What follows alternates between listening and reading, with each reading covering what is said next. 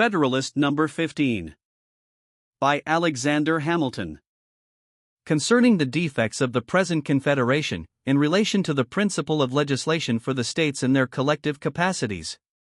In the course of the preceding papers, I have endeavored, my fellow citizens, to place before you, in a clear and convincing light, the importance of union to your political safety and happiness. I have unfolded to you a complication of dangers to which you would be exposed, should you permit that sacred knot, which binds the people of America together, to be severed or dissolved by ambition or by avarice, by jealousy or by misrepresentation.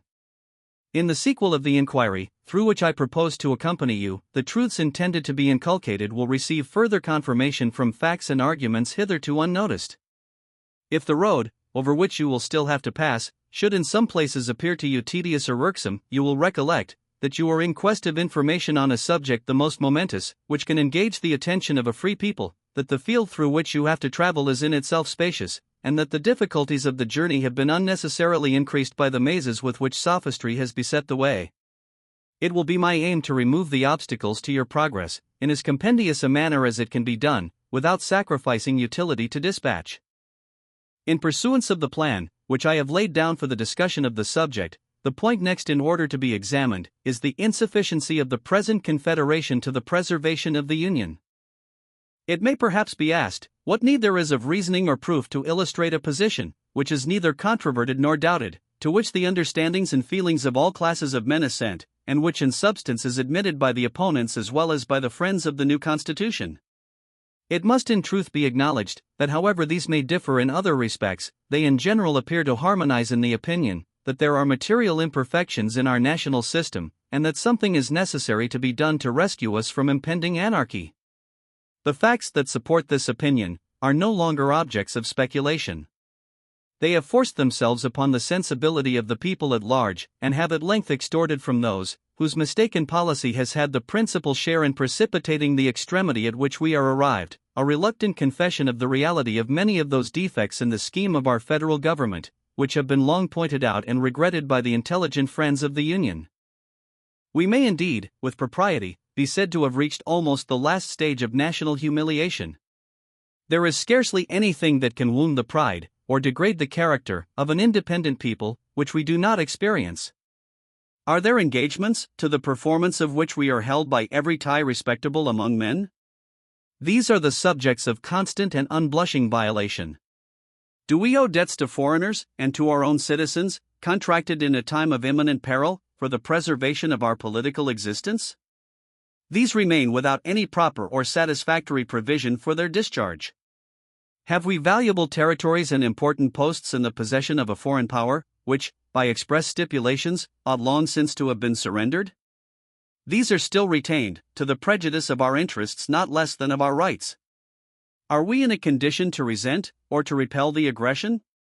We have neither troops, nor treasury, nor government. Are we even in a condition to remonstrate with dignity? The just imputations on our own faith, in respect to the same treaty, ought first to be removed. Are we entitled, by nature and compact, to a free participation in the navigation of the Mississippi? Spain excludes us from it. Is public credit an indispensable resource in time of public danger? We seem to have abandoned its cause as desperate and irretrievable. Is commerce of importance to national wealth? Ours is at the lowest point of declension. Is respectability in the eyes of foreign powers a safeguard against foreign encroachments? The imbecility of our government even forbids them to treat with us. Our ambassadors abroad are the mere pageants of mimic sovereignty. Is a violent and unnatural decrease in the value of land a symptom of national distress?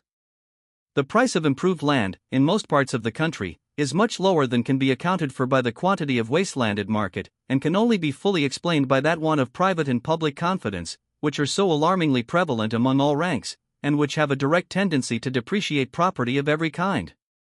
Is private credit the friend and patron of industry?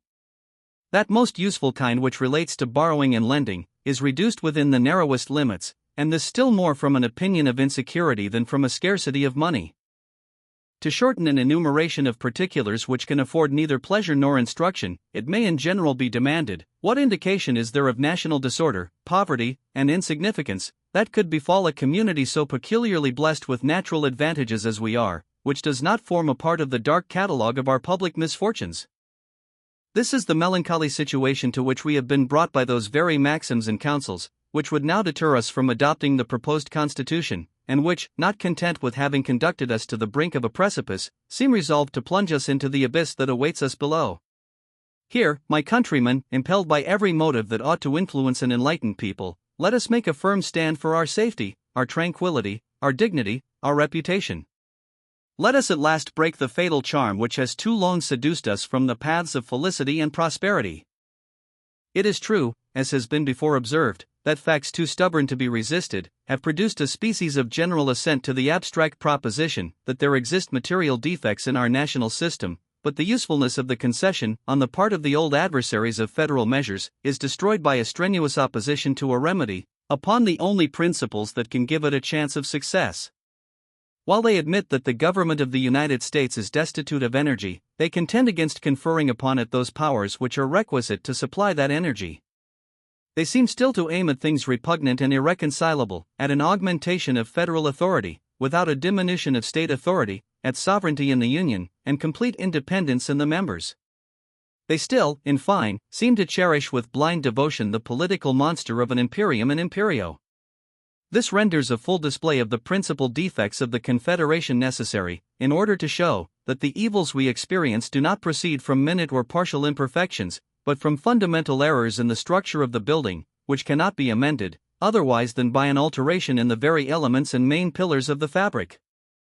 The great and radical vice, in the construction of the existing Confederation, is in the principle of legislation for states or governments, in their corporate or collective capacities, and is contradistinguished from the individuals of whom they consist.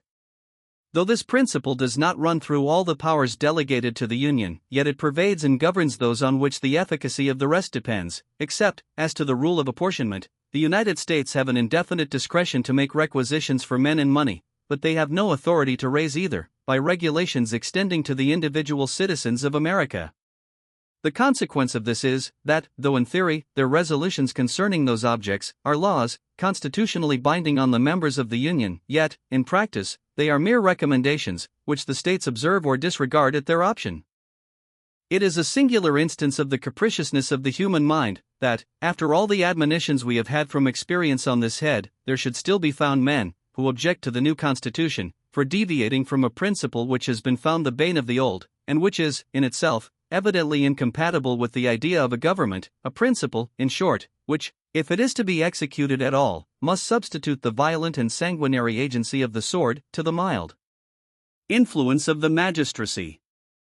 There is nothing absurd or impracticable in the idea of a league or alliance between independent nations, for certain defined purposes precisely stated in a treaty, regulating all the details of time, place, circumstance, and quantity, leaving nothing to future discretion, and depending for its execution on the good faith of the parties.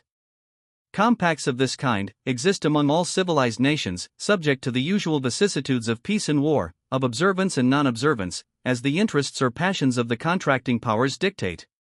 In the early part of the present century, there was an epidemical rage in Europe for this species of compacts, from which the politicians of the times fondly hoped for benefits which were never realized. With a view to establishing the equilibrium of power, and the peace of that part of the world, all the resources of negotiation were exhausted, and triple and quadruple alliances were formed, but they were scarcely formed before they were broken, giving an instructive, but afflicting, lesson to mankind, how little dependence is to be placed on treaties which have no other sanction than the obligations of good faith, and which oppose general considerations of peace and justice to the impulse of any immediate interest or passion. If the particular states in this country are disposed to stand in a similar relation to each other, and to drop the project of a general discretionary superintendence, the scheme would indeed be pernicious, and would entail upon us all the mischiefs which have been enumerated under the first head, but it would have the merit of being, at least, consistent and practicable. Abandoning all views towards a confederate government, this would bring us to a simple alliance, offensive and defensive, and would place us in a situation to be alternately friends and enemies of each other, as our mutual jealousies and rivalships, nourished by the intrigues of foreign nations, should prescribe to us. But if we are unwilling to be placed in this perilous situation, if we still adhere to the design of a national government, or, which is the same thing, of a superintending power, under the direction of a common council, we must resolve to incorporate into our plan those ingredients, which may be considered as forming the characteristic difference between a league and a government. We must extend the authority of the Union to the persons of the citizens, the only proper objects of government. Government implies the power of making laws. It is essential to the idea of a law that it be attended with a sanction, or, in other words, a penalty or punishment for disobedience. If there be no penalty annexed to disobedience, the resolutions or commands which pretend to be laws will in fact amount to nothing more than advice or recommendation. This penalty, whatever it may be, can only be inflicted in two ways: by the agency of the courts and ministers of justice, or by military force, by the coercion of the magistracy, or by the coercion of arms. The first kind can evidently apply only to men, the last kind must of necessity be employed against bodies politic, or communities, or states. It is evident that there is no process of a court by which their observance of the laws can, in the last resort, be enforced. Sentences may be denounced against them for violations of their duty, but these sentences can only be carried into execution by the sword. In an association, where the general authority is confined to the collective bodies of the communities that compose it, every breach of the laws must involve a state of war, and military execution must become the only instrument of civil obedience. Such a state of things can certainly not deserve the name of government, nor would any prudent man choose to commit his happiness to it. There was a time when we were told that breaches, by the states, of the regulations of the federal authority were not to be expected, that a sense of common interest would preside over the conduct of the respective members, and would beget a full compliance with all the constitutional requisitions of the Union.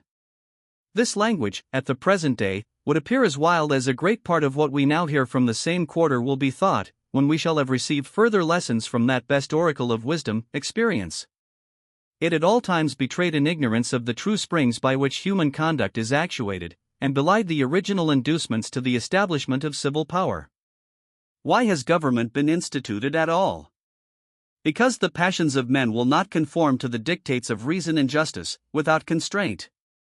Has it been found that bodies of men act with more rectitude or greater disinterestedness than individuals? The contrary of this has been inferred by all accurate observers of the conduct of mankind, and the inference is founded upon obvious reasons. Regard to reputation has a less active influence when the infamy of a bad action is to be divided among a number, than when it is to fall singly upon one. A spirit of faction, which is apt to mingle its poison in the deliberations of all bodies of men, will often hurry the persons, of whom they are composed, into improprieties and excesses, for which they would blush in a private capacity. In addition to all this, there is, in the nature of sovereign power, an impatience of control, which disposes those who are invested with the exercise of it, to look with an evil eye upon all external attempts to restrain or direct its operations. From this spirit it happens, that in every political association which is formed upon the principle of uniting in a common interest a number of lesser sovereignties, there will be found a kind of eccentric tendency in the subordinate or inferior orbs, by the operation of which there will be a perpetual effort in each to fly off from the common center. This tendency is not difficult to be accounted for. It has its origin in the love of power. Power controlled or abridged is almost always the rival and enemy of that power by which it is controlled or abridged. This simple proposition will teach us how little reason there is to expect that the persons entrusted with the administration of the affairs of the particular members of a confederacy will at all times be ready, with perfect good humor, and an unbiased regard to the public weal, to execute the resolutions or decrees of the general authority. The reverse of this results from the constitution of man. If, therefore, the measures of the Confederacy cannot be executed, without the intervention of the particular administrations, there will be little prospect of their being executed at all. The rulers of the respective members, whether they have a constitutional right to do it or not, will undertake to judge of the propriety of the measures themselves. They will consider the conformity of the thing proposed or required to their immediate interests or aims, the momentary conveniences or inconveniences that would attend its adoption. All this will be done, and in a spirit of interested and suspicious scrutiny, without that knowledge of national circumstances and reasons of state, which is essential to a right judgment, and with that strong predilection in favor of local objects, which can hardly fail to mislead the decision. The same process must be repeated in every member of which the body is constituted, and the execution of the plans, framed by the councils of the whole, will always fluctuate on the discretion of the ill-informed and prejudiced opinion of every part. Those who have been conversant in the proceedings of popular assemblies, who have seen how difficult it often is, when there is no exterior pressure of circumstances, to bring them to harmonious resolutions on important points, will readily conceive how impossible it must be to induce a number of such assemblies, deliberating at a distance from each other, at different times, and under different impressions, long to cooperate in the same views and pursuits. In our case, the concurrence of 13 distinct sovereign wills is requisite under the Confederation, to the complete execution of every important measure that proceeds from the Union. It has happened, as was to have been foreseen. The measures of the Union have not been executed, the delinquencies of the states have, step by step, matured themselves to an extreme, which has at length arrested all the wheels of the national government, and brought them to an awful stand. Congress at this time scarcely possessed the means of keeping up the forms of administration, till the states can have time to agree upon a more substantial substitute for the present shadow of a federal government. Things did not come to this desperate extremity at once. The causes which have been specified produced at first only unequal and disproportionate degrees of compliance with the requisitions of the Union. The greater deficiencies of some states furnished the pretext of example, and the temptation of interest to the complying, or at least delinquent states. Why should we do more in proportion than those who are embarked with us in the same political voyage? Why should we consent to bear more than our proper share of the common burthen?